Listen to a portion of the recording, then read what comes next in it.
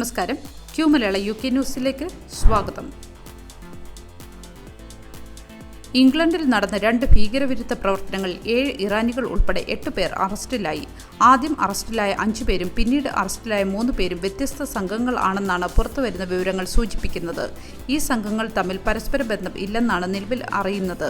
രാജ്യം സുരക്ഷിതമായി നിലനിർത്താൻ സ്വീകരിച്ച നടപടിക്ക് പോലീസിനും സുരക്ഷാ സേവനങ്ങൾക്കും ആഭ്യന്തര സെക്രട്ടറി യെവറ്റ് കൂപ്പർ നന്ദി പറഞ്ഞു.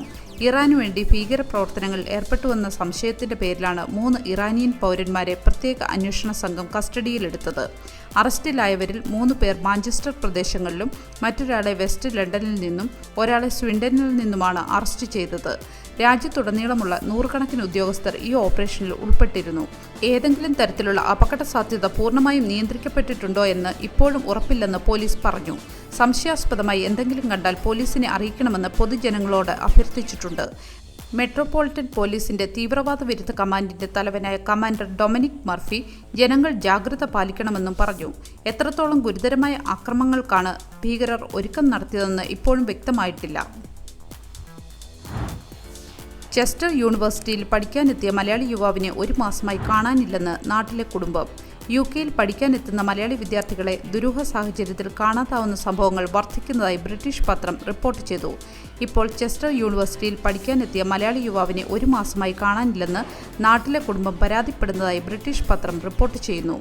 സൗരവ് പതിവായി വീട്ടിലേക്ക് വിളിക്കുകയും വീട്ടുകാരുമായും മറ്റും ബന്ധപ്പെടുകയും ചെയ്യുമായിരുന്നു. എന്നാൽ സൗരവിനെ കഴിഞ്ഞ 1 മാസത്തിലധികമായി കോൺടാക്റ്റ് ചെയ്യാൻ കഴിയുന്നില്ലെന്ന് മാതാപിതാക്കൾ അറിയിച്ചു. സൗരവ് താമസം മാറുകയോ അല്ലെങ്കിൽ കോഴ്സ് മാറുകയോ മറ്റോ ചെയ്തു കാണുമെന്നാണ് ആദ്യം കരുതിയത്.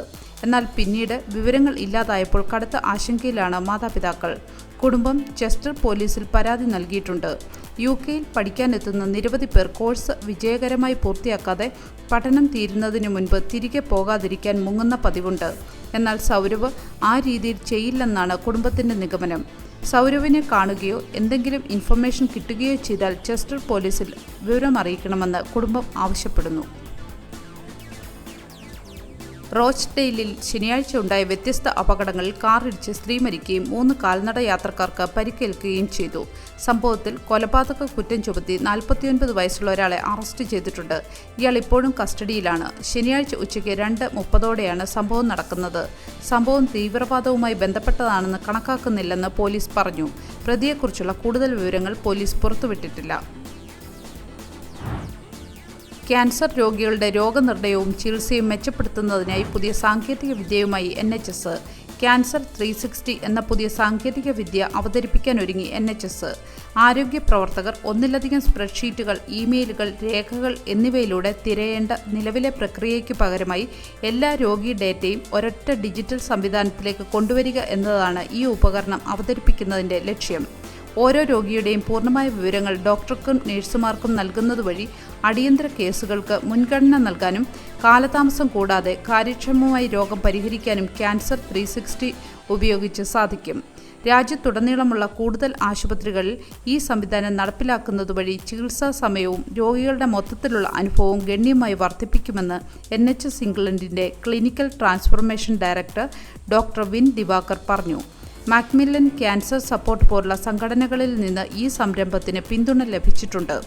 UK ക്യാൻസർ ബാധിതരുടെ എണ്ണം 3.5 ദശലക്ഷത്തിലേക്ക് അടുക്കുന്ന സാഹചര്യത്തിൽ വേഗതയേറിയതും കൂടുതൽ നീതിയുക്തവുമായ ക്യാൻസർ പരിചരണത്തിന്റെ അടിയന്തര ആവശ്യകത ക്യാൻസറിന്റെ പ്രതിനിധി ഈവ് ബൈർൺ ചൂണ്ടിക്കാട്ടി.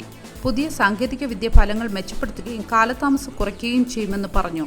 ബാത്തിലെയും ചെൽസിലെയും റോയൽ യുണൈറ്റഡ് ആശുപത്രിയിലും വെസ്റ്റ് മിൻസ്റ്റർ ആശുപത്രിയിലും ക്യാൻസർ 360 സാങ്കേതിക വിദ്യയുടെ പരീക്ഷണം നല്ല ഫലങ്ങൾ കാണിച്ചു. മെയ് മുതൽ UK ഹൗസിംഗ് ബെനിഫിറ്റ് പദ്ധതിയിൽ വലിയ മാറ്റങ്ങൾ വരുന്നു. ഏപ്രിൽ ആരംഭിച്ച ഈ പരിഷ്കാരങ്ങൾ സാമ്പത്തിക സമ്മർദ്ദങ്ങളെ അഭിമുഖീകരിക്കാനും ജീവിത ചെലവ് ക്രമീകരിക്കാനും ലക്ഷ്യമിടുന്നു. പുതിയ നിയമങ്ങൾ അർഹതാ മാനദണ്ഡങ്ങൾ കർശനമാക്കുകയും പേയ്മെന്റ് കണക്കുകൂട്ടൽ രീതി പരിഷ്കരിക്കുകയും തൊഴിൽപരമായ ബാധ്യതകൾ വർദ്ധിപ്പിക്കുകയും ചെയ്യുന്നു. ഈ മാറ്റങ്ങൾ പൊതു ചെലവ് കുറയ്ക്കൽ മാത്രമല്ല, മറിച്ച് ക്ഷേമ പിന്തുണ, സാമ്പത്തിക ഉൽപ്പാദനക്ഷമത, വാടക താങ്ങാനാവുന്ന നിലവാരത്തിലെത്തിക്കുക എന്നിവ തമ്മിലുള്ള ബാലൻസ് മെച്ചപ്പെടുത്തലാണ്.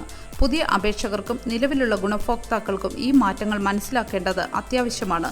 പുതിയ പദ്ധതി പ്രാദേശിക വാടക വ്യത്യാസങ്ങൾ കണക്കിലെടുക്കുന്നു. ഉയർന്ന വാടകയുള്ള നഗരങ്ങളിൽ പേയ്മെന്റ് അല്പം വർദ്ധിച്ചേക്കാം. എന്നാൽ കുറഞ്ഞ വാടകയുള്ള പ്രദേശങ്ങളിൽ പേയ്മെന്റ് കുറയ്ക്കുകയോ ക്യാപ്പ് ചെയ്യുകയോ ചെയ്തേക്കാം. സോഷ്യൽ ഹൗസിംഗ് ടെനന്റുകൾക്ക് ചെറിയ മാറ്റങ്ങൾ മാത്രമേ ഉണ്ടാകൂ. അർഹതാ മാനദണ്ഡങ്ങൾ കർശനമാക്കിയിട്ടുണ്ട്. വരുമാനവും ആസ്തിയും കുറഞ്ഞവർക്ക് മുൻഗണന നൽകും.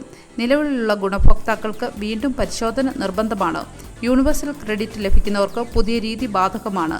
തൊഴിൽ പ്രായത്തിലുള്ളവർക്ക് ജോലി തേടലോ അധിക ജോലി സമയമോ തെളിയിക്കണം.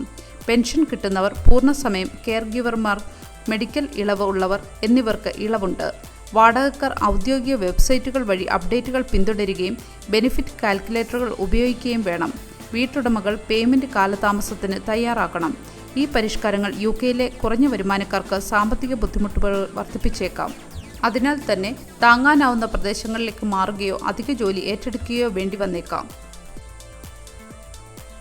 ഇനി ഇന്നത്തെ ദേശീയ പത്രങ്ങളിലെ ഒന്നാം പേജുകളിലെ വാർത്തകൾ. ഇന്നത്തെ പത്രങ്ങളിൽ ഇംഗ്ലണ്ടിലുടനീളം തീവ്രവാദ വിരുദ്ധ പോലീസ് നടത്തിയ റെയ്ഡുകളെക്കുറിച്ചാണ് റിപ്പോർട്ട് ചെയ്തിരിക്കുന്നത്. 2 വ്യത്യസ്ത അന്വേഷണങ്ങളുടെ ഭാഗമായി 8 പേരെ അറസ്റ്റ് ചെയ്തു. പേര് വെളിപ്പെടുത്താത്ത സ്രോതസ്സുകളെ ഉദ്ധരിച്ച് ഒരു വലിയ ആക്രമണം ആസൂത്രണം ചെയ്തിരുന്നതായി മെയിൽ, ടെലിഗ്രാഫ്, ടൈംസ് എന്നീ പത്രങ്ങൾ റിപ്പോർട്ട് ചെയ്യുന്നു. വിനോദ വാർത്തകളിൽ ഡേവിഡ് ബെക്കാമിൻ്റെയും 50ാം ജന്മദിനത്തെക്കുറിച്ചുള്ള കവറേജ് പത്രം പോഷിൻ്റെയും ബെക്സിൻ്റെയും ഫോട്ടോയും കൂടാതെ മകൻ ബ്രൂക്ലിനുമായുള്ള പ്രതിസന്ധി കൂടുതൽ രൂക്ഷമാകുന്നതായും റിപ്പോർട്ട് ചെയ്യുന്നു. റിഫോം യുകെയുടെ തദ്ദേശ തെരഞ്ഞെടുപ്പ് വിജയത്തോടുള്ള സർക്കാരിൻ്റെ പ്രതികരണം guardian, I paper, financial times എന്നീ പത്രങ്ങൾ റിപ്പോർട്ട് ചെയ്യുന്നു. ഗാസയിൽ ഒരു പുതിയ ആക്രമണത്തിനായി ഇസ്രായേൽ റിസർവ് സൈനികരെ വിളിക്കുന്നതിനെക്കുറിച്ചുള്ള ഒരു വാർത്തയ്ക്കൊപ്പം ഗാസയിലെ ഒരു സ്ത്രീ ഒരു 5 വയസ്സുകാരിയുടെ മൃതദേഹം കെട്ടിപ്പിടിക്കുന്നതും ഗാർഡിയനിൽ ഉൾപ്പെടുത്തുന്നു. നാസയുടെ ബജറ്റ് 4.5 ബില്യൺ പൗണ്ട് വെട്ടിക്കുറച്ചുകൊണ്ട് പ്രസിഡന്റ് ട്രംപ് അന്യഗ്രഹ ജീവികളെ വേട്ടയാടുകയാണെന്ന് റിപ്പോർട്ട് ചെയ്യുന്നു ഡെയിലി സ്റ്റാർ. ഡെയിലി മിററിന്റെ ഒന്നാം പേജ് ഈ ആഴ്ച ആരംഭിക്കുന്ന BE അനുസ്മരണ പരിപാടികളെ കാണിക്കുന്നു. 99 വയസ്സുള്ള ഒരു വെറ്ററൻ എല്ലാ വർഷവും തന്റെ സുഹൃത്തുക്കളെ അഭിവാദ്യം ചെയ്യാൻ സെമിത്തേരിയിൽ എത്തുന്നതും കാണിക്കുന്നുണ്ട്. റിഫോമിന്റെ മുന്നേറ്റം അന്താരാഷ്ട്ര വിദ്യാർത്ഥികൾക്ക് തിരിച്ചടി. ബ്രിട്ടനിലെ കൗൺസിൽ തെരഞ്ഞെടുപ്പിൽ റിഫോം പാർട്ടിയുടെ വിജയത്തെ തുടർന്ന് കുടിയേറ്റ നിയന്ത്രണത്തിന്റെ ഭാഗമായി സ്റ്റുഡൻസ് വിസയിലെത്തിയവർ അഭയാർത്ഥി അപേക്ഷ നൽകുന്നത് തടയാൻ ലേബർ ഗവൺമെന്റ് നീക്കം നടത്തുന്നു. 2024 1,80,000 അഭയാർത്ഥി അപേക്ഷകരിൽ 16,000 പേർ സ്റ്റുഡൻസ് വിസക്കാരായിരുന്നുവെന്ന് ഹോം ഓഫീസ് കണക്കുകൾ. ഇത് വിസ ദുരുപയോഗം വെളിവാക്കുന്നുവെന്ന് ഹോം സെക്രട്ടറി യെവറ്റ് കൂപ്പർ ചൂണ്ടിക്കാട്ടുന്നു. മെയ് പകുതിയോടെ യുകെയിലെ സ്റ്റുഡൻസ് വിസയിലുള്ളവർക്ക് അഭയാർത്ഥി അപേക്ഷ നൽകുന്നത് കുറയ്ക്കാൻ നടപടി വരുമെന്നാണ് ഗാർഡിയൻ റിപ്പോർട്ട് ചെയ്യുന്നത്. നിയമപരമായ കുടിയേറ്റം കുറയ്ക്കുന്നതിനുള്ള പദ്ധതികൾ അന്തിമഘട്ടത്തിലാണ്. കുറഞ്ഞ വരുമാനമുള്ള ജോലികളിലൂടെ വിദ്യാർത്ഥികൾ യുകെയിൽ തുടരുന്നത് തടയാനും ശ്രമം നടക്കുന്നു. എന്നാൽ എഡ്യൂക്കേഷൻ ഡിപ്പാർട്ട്മെന്റും യൂണിവേഴ്സിറ്റികളും ഇതിനെ എതിർക്കുന്നുണ്ട്. ഒരു നല്ല ദിവസം ആശംസിച്ചുകൊണ്ട് ഈ വാർത്താ ബുള്ളറ്റിൻ പൂർണ്ണമാകുന്നു. എല്ലാ ദിവസവും വാർത്തകൾക്കായി ഫോളോ ചെയ്യണമെന്നും വാർത്തകളുടെ നോട്ടിഫിക്കേഷൻ ലഭിക്കാനായി ബെല്ലൈക്കൺ എനേബിൾ ചെയ്യണമെന്നും Q മലയാള UK ന്യൂസ് ഫേസ്ബുക്കിലും ഇൻസ്റ്റാഗ്രാമിലും യൂട്യൂബിലും ഫോളോ ചെയ്യണമെന്നും അഭ്യർത്ഥിക്കുന്നു.